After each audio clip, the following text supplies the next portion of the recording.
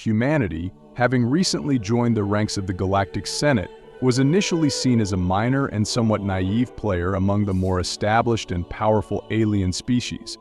Their home planet, Earth, was considered relatively unremarkable, and their technology, though rapidly advancing, was still lagging behind that of the more ancient civilizations. The other species, with their millennia of experience in interstellar politics and warfare, did not consider the humans a serious threat. They viewed them as newcomers, eager to participate but ultimately too inexperienced to pose any significant challenge to the existing power structures.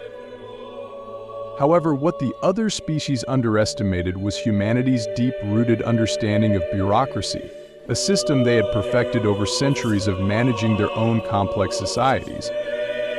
Unlike the more straightforward, honor-bound, or tradition-focused alien cultures, humans had developed a mastery of paperwork, legal intricacies, and procedural manipulation. They knew how to wield bureaucracy not just as a tool of governance, but as a weapon of control and influence. Enter Ambassador Rachel Flores, a diplomat who epitomized this bureaucratic mastery. Flores was not a warrior, nor was she a scientist. She was a strategist, a person who understood that power in the Galactic Senate didn't necessarily come from military might or technological superiority, but from the ability to navigate and manipulate the labyrinthine procedures that governed interstellar politics. From the moment she took her seat in the Senate, Flores began to subtly reshape the dynamics of power. She introduced a flood of procedural motions, each meticulously crafted to exploit the Senate's own complex rules. The alien species, many of whom were accustomed to more direct forms of governance, whether through warrior councils, consensus-driven assemblies, or hereditary monarchies, found themselves unprepared for the sheer volume of paperwork and technicalities that Flores unleashed. Every decision, every vote, and every debate was slowed down by her relentless introduction of amendments, each requiring detailed examination and discussion. Simple motions that would have been passed quickly under normal circumstances were now mired in endless bureaucratic review. The aliens, who valued efficiency and clarity, began to struggle as they attempted to keep up with the endless stream of documentation that seemed to appear out of nowhere. Flores's tactics were not just about slowing down the Senate's processes, they were about control. By overwhelming the other representatives with bureaucracy, she created a situation where only those who could navigate the paperwork would have any real influence. And since humanity, under Flores's guidance, had prepared for this very scenario, they quickly became the de facto leaders in the Senate. The other species, who once dismissed humanity as insignificant, now found themselves bogged down in red tape, their influence waning as they spent more and more time trying to understand the convoluted rules and regulations being thrown at them. As Flores continued to exploit these bureaucratic loopholes, she subtly began to introduce changes to the galactic laws. Small, seemingly innocuous amendments were added to various bills and resolutions amendments that were so buried in legal jargon that they often went unnoticed by the other representatives. These changes were designed to benefit humanity in the long term, ensuring that as the Senate's procedures became more and more complicated, it was humanity who held the keys to navigating them. The alien species, who were used to quick and decisive action, now found themselves trapped in a web of human bureaucracy. Every attempt to counter Flores's influence was met with more paperwork, more procedural hurdles, and more delays. It became clear that humanity, with its deep understanding of bureaucracy, had found a way to control the Senate without ever needing to fire a shot or engage in direct conflict. They had turned the Senate's own rules against it, using the language of bureaucracy as a weapon far more powerful than any laser or missile. And all the while, humanity's influence continued to grow quietly and almost imperceptibly as Flores methodically reshaped the galactic power structure through the sheer force of paperwork and procedural expertise. The other species were left scrambling to catch up, but they were playing a game they did not fully understand, a game where the rules were constantly being rewritten by those who had mastered the art of bureaucratic warfare. Ambassador Rachel Flores, a seasoned diplomat with a reputation for her sharp intellect and strategic acumen, quickly established herself as a formidable force within the Galactic Senate, an institution where interstellar policies were debated and decisions made that would impact entire civilizations. Unlike her counterparts, who often relied on the strength of their fleets or the influence of their ancient cultures to sway opinion, Flores recognized that the true power within the Senate lay in its intricate web of rules, procedures, and protocols. It was within these often overlooked details that the potential for real, lasting influence resided, and Flores was determined to exploit every nuance to ensure humanity's ascension in the galactic order. From the moment she arrived, Flores took a keen interest in the Senate's vast and complex procedural systems. She pored over the Senata's exhaustive legal frameworks, ancient charters, and countless amendments, some of which had been in place for millennia and were now barely remembered by the older species. While many representatives saw these documents as a necessary but mundane aspect of governance, Flores saw them as opportunities of vast, untapped reservoir of potential power that could be harnessed with the right understanding and application. She meticulously studied the parliamentary procedures of each member species, learning how their unique cultural values were reflected in their approach to governance and how those approaches could be leveraged against them. Flores began her campaign subtly, avoiding direct confrontation and instead focusing on the minutiae of legislative processes. She introduced small, seemingly inconsequential amendments to various bills, changes so minor that they barely warranted the attention of her fellow representatives. But these changes were carefully calculated, designed to set precedents that could be exploited later or to establish legal interpretations that favored human interests. Each amendment, each procedural motion was a tiny piece of a much larger puzzle that only Flores could see, a puzzle that, once completed, would place humanity in a position of unprecedented influence within the Senate.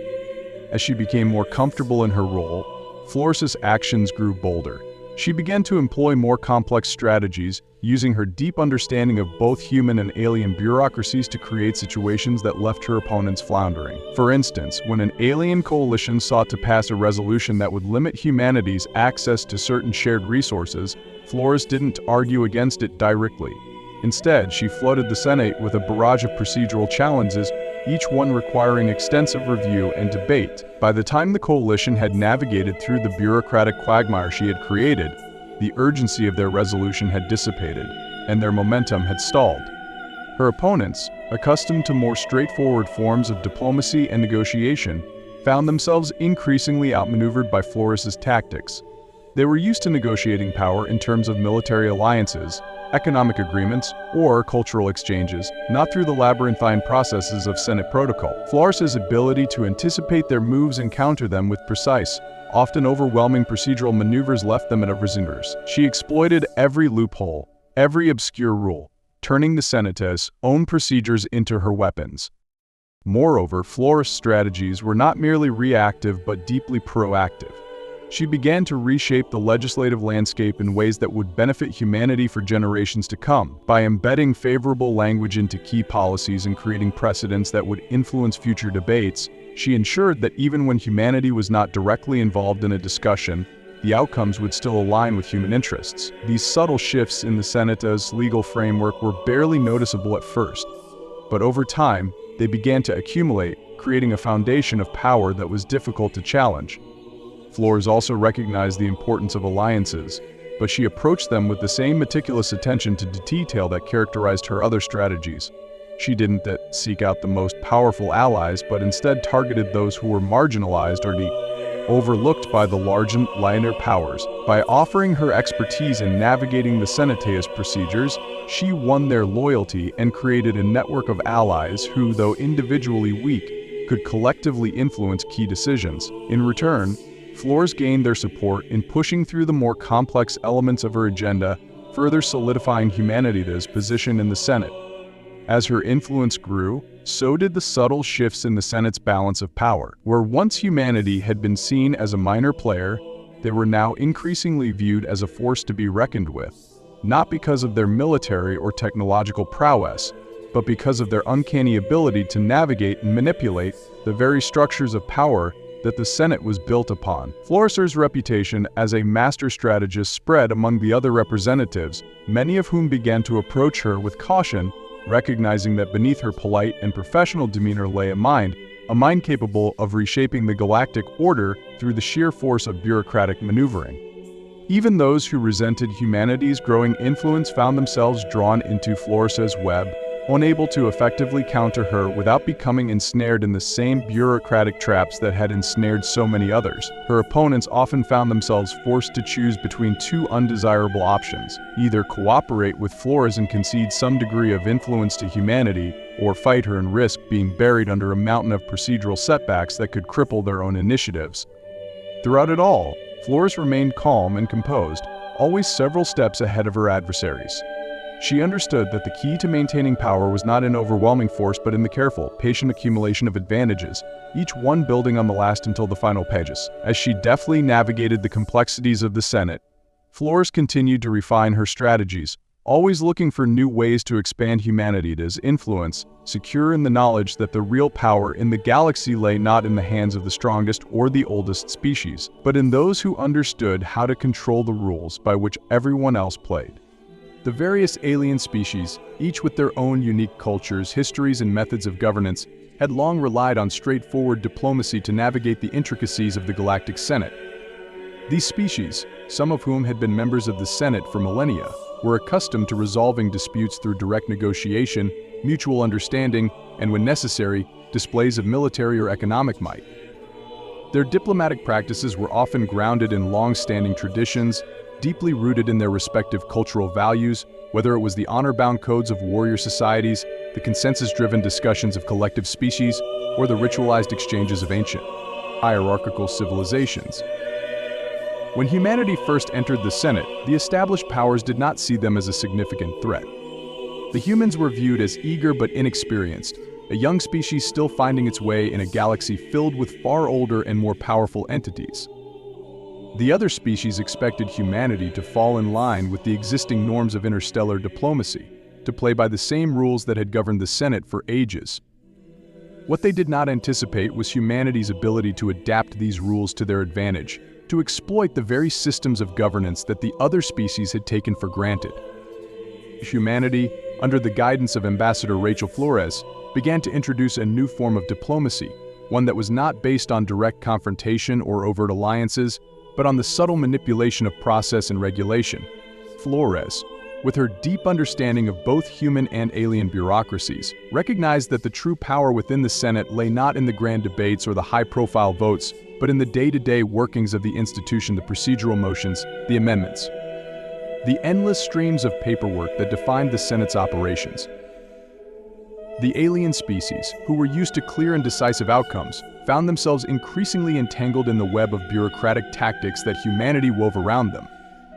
Flores introduced a dizzying array of procedural motions, each carefully crafted to slow down, complicate, or redirect the legislative process. What might have been a simple vote on a trade agreement or a straightforward debate on resource allocation became an exercise in frustration for the other species, as they found themselves buried under layers of amendments, motions for clarification, and requests for detailed reports. The paperwork was overwhelming. What had once been a relatively efficient process became a labyrinth of forms, legal briefs, and regulatory filings. The alien representatives, who were accustomed to resolving issues through direct discussion and mutual understanding, now found themselves spending more and more time navigating this bureaucratic maze. For every motion they attempted to pass, Flores would introduce a counter-motion, a procedural challenge, or an amendment that required extensive review. The more they tried to push through their agendas, the more entangled they became in the red tape that Flores expertly spun around them. As the alien species struggled to keep up, they began to make small concessions, often without even realizing it. In their haste to cut through the bureaucratic mire, they would agree to minor amendments or procedural adjustments that, on the surface, seemed insignificant. But each of these concessions was a victory for humanity, a small but crucial shift in the balance of power. Flores understood that in the world of bureaucratic warfare, even the smallest victory could have long-term consequences. Over time, these small concessions accumulated, gradually tilting the scales in humanity's favor. The alien species, focused on their immediate goals, did not initially perceive the larger strategy at play. They were so preoccupied with navigating the procedural obstacles in their path that they failed to see how each concession they made was part of a broader pattern. They did not realize that, by agreeing to seemingly minor changes in language or procedure, they were slowly but surely ceding influence to humanity.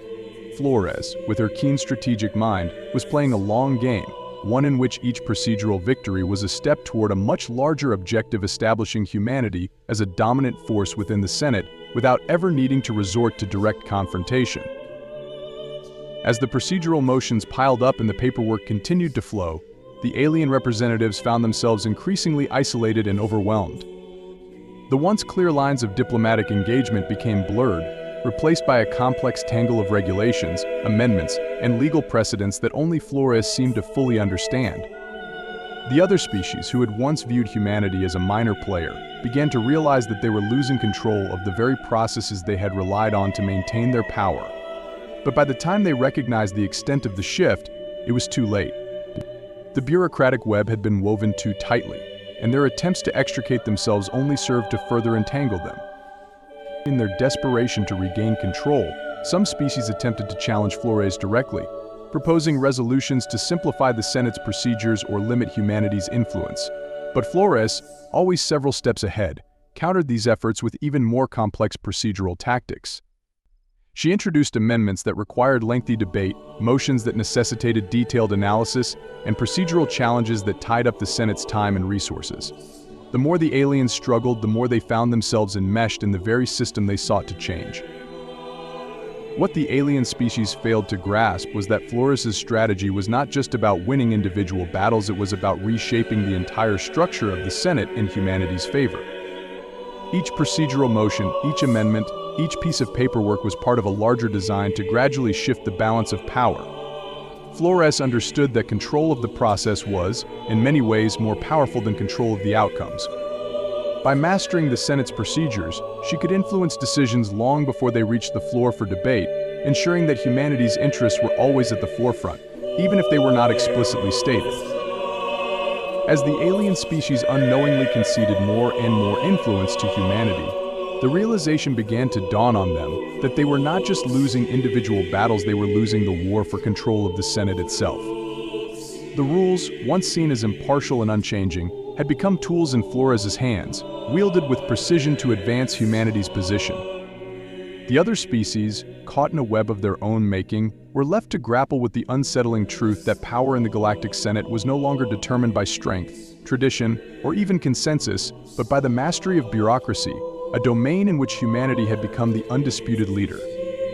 The story's climax brings to light the full extent of Ambassador Rachel Flores' intricate and far-reaching strategy, a masterstroke of diplomacy that had been carefully and methodically executed over years, if not decades. What initially appeared to be a series of minor amendments and inconsequential rewordings to various galactic laws was, in fact, part of a meticulously planned agenda designed to secure humanity's ascension within the Galactic Senate.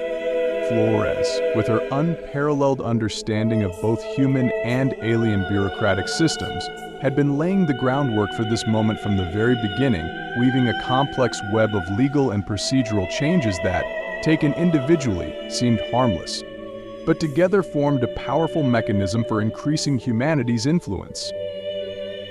Each amendment that Flores introduced, every slight adjustment to the wording of a law, and every procedural change she advocated for was carefully chosen to serve multiple purposes. On the surface, these changes were often so minor that they passed through the Senate with little to no opposition. The other representatives, preoccupied with more immediate concerns or dismissive of what they perceived as trivial alterations, rarely scrutinized these amendments in depth. To them, these were just the usual machinations of Senate business, technical adjustments that were part and parcel of the endless bureaucratic process. However, beneath this veneer of routine governance, Flores was setting in motion a chain of events that would ultimately reshape the power dynamics of the Senate. Each amendment was like a small cog in a vast and unseen machine, a machine that Flores alone understood. By subtly altering the language of key laws, she was able to create legal precedents that could be leveraged later to humanity's advantage. These precedents, once established, were difficult to overturn, as they became part of the Senate's legal framework, effectively binding future decisions to the parameters Flores had set. Moreover, these amendments were not random, they were strategically targeted at areas of governance that, while seemingly peripheral, held the potential for significant influence over time.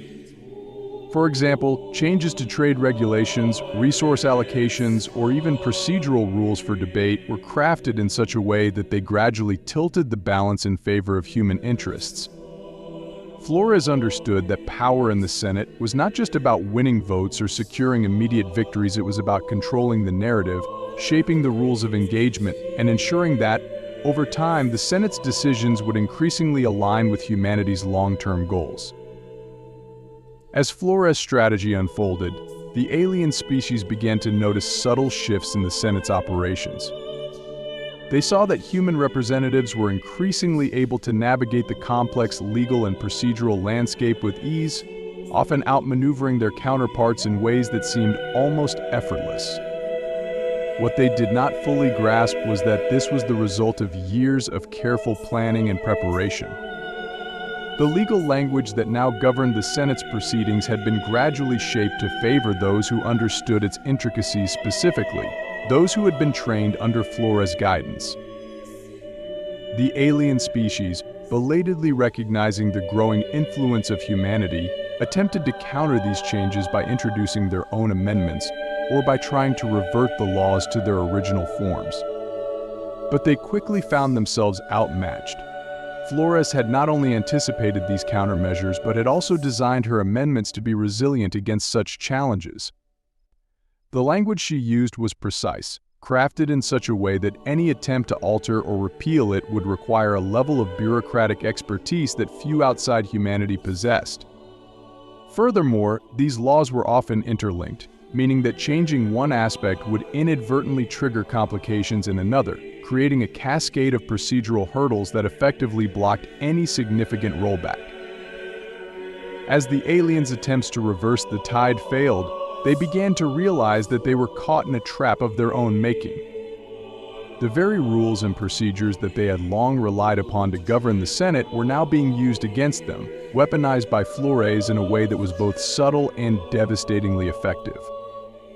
The procedural motions, the legal jargon, and the endless paperwork that once seemed like mere formalities were now the battleground on which the future of the Senate was being decided. And in this battle, humanity, under Flores' leadership, was emerging as the clear victor. The brilliance of Flores' strategy lay not just in its execution, but in its long-term impact. While the immediate effects of her amendments were often modest, their cumulative impact was profound. Over time, these changes began to tilt the legislative landscape in ways that made it increasingly difficult for other species to challenge humanity's growing influence. Decisions that once required broad consensus were now skewed in favor of those who understood the underlying legal structures that Flores had carefully shaped to be favorable to humanity. Moreover, by embedding these changes deeply within the Senate's legal framework, Flores ensured that humanity's influence would continue to grow even in her absence. The laws she had crafted would continue to govern the Senate's operations for generations, long after her tenure as ambassador had ended.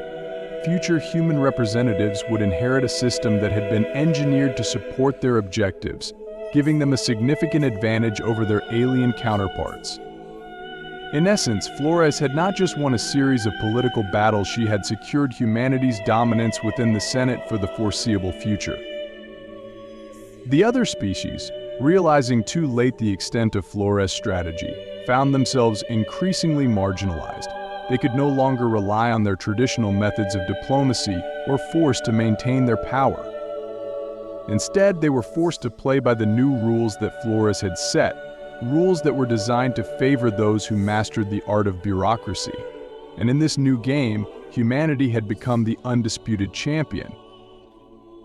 The climax of the story, therefore, is not a single, dramatic confrontation, but the slow and inevitable realization by the other species that they had been outmaneuvered on a scale they had never imagined. The Senate, once a bastion of equality among the species, was now subtly but firmly under human control, not through conquest or coercion, but through a profound understanding of governance and the ability to wield bureaucratic language as a tool of power. Flores' actions, seemingly minor in the moment, had collectively reshaped the very fabric of interstellar politics, ensuring that humanity would not only survive but thrive in the complex and competitive arena of galactic diplomacy. In the conclusion of the story, Ambassador Rachel Flores' meticulous and strategic maneuvering within the Galactic Senate reaches its full realization. Through her profound understanding of bureaucratic language and her ability to manipulate the intricate rules and procedures of interstellar governance, Flores successfully secures humanity's rise to dominance in the Senate. What began as seemingly minor amendments and procedural adjustments ultimately reshapes the entire power structure of the Senate, placing humanity in a position of unprecedented influence. The other alien species, once confident in their traditional methods of diplomacy and governance, find themselves ensnared in the very system they had long relied upon. Flores' strategy, subtle and methodical, outmatches their attempts to counter her, leaving them marginalized and struggling to keep up. In the end, it becomes clear that true power in the Senate lies not in military might or cultural heritage, but in the mastery of bureaucracy and the ability to control the rules by which everyone else must play. As humanity's influence continues to grow, the Senate itself is irrevocably changed. The laws and procedures that Flores crafted will govern interstellar politics for generations, ensuring that humanity's position of power endures. The story concludes with the realization that in the complex and often opaque world of galactic politics, the ability to navigate and manipulate the bureaucratic system can be the most powerful weapon of all. Flores' legacy is one of quiet but undeniable dominance, achieved not through force, but through a profound understanding of governance, securing humanity's future among the stars.